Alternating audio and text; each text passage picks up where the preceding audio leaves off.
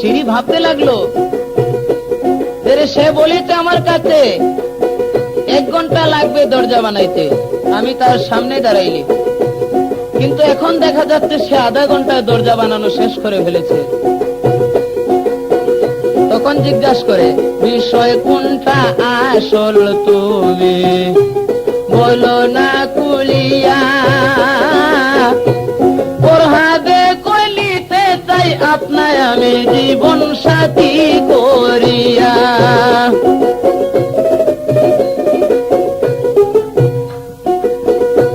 সিঁড়ি বলে, এমন কথা কেমনে যাও বলিয়া, যদি আমার পিতা শুনতে পারে তোমায় পালাইবে মারিয়া রে।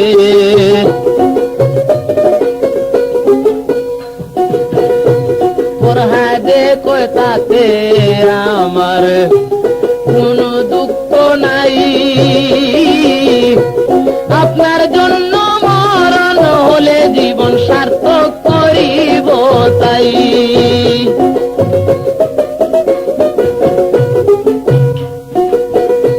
সিঁড়ি বলে, বাঁচতে চাইলে বাড়ি যাও না চলিয়া,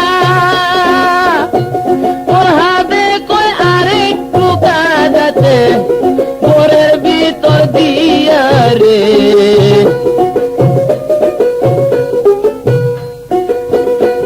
এই কথা বলিয়া সে যে ঘরের ভিতর গেল, দরজার উপরে তারি নামটা লেখা দিল।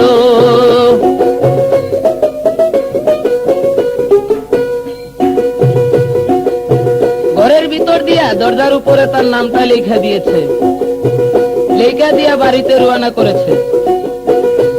বাড়ি যাইয়া মেস্তরি কাজ সব সারিয়া দিল,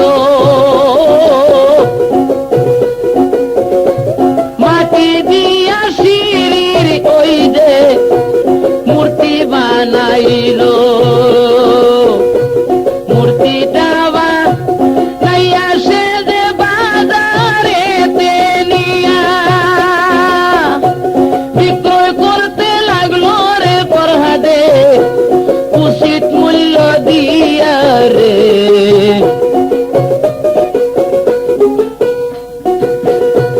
প্রহাদে হঠাৎ কইরা কোথায় থেকে একজন ভদ্রলোক আসিল, সিঁড়ি রইতে আর মূর্তি বেটায় কিনিয়া লইল।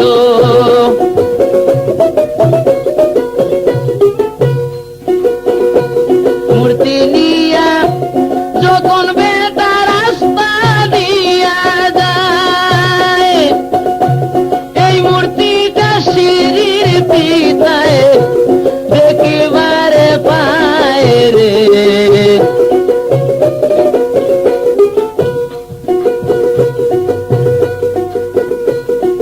সিঁড়ির পিতায় দেখে একজন উজিরকে ডাক দিয়া বলল, ওই উজির, ওই মূর্তিটা পিছন দিয়া দেখা যাচ্ছে অনেক সুন্দর লাগছে আমার কাছে, ওই মানুষটাকে ডাক দিয়ে আনো। উজির বেটায় যাইয়া ভদ্রলোককে ডাকিয়া আনিল।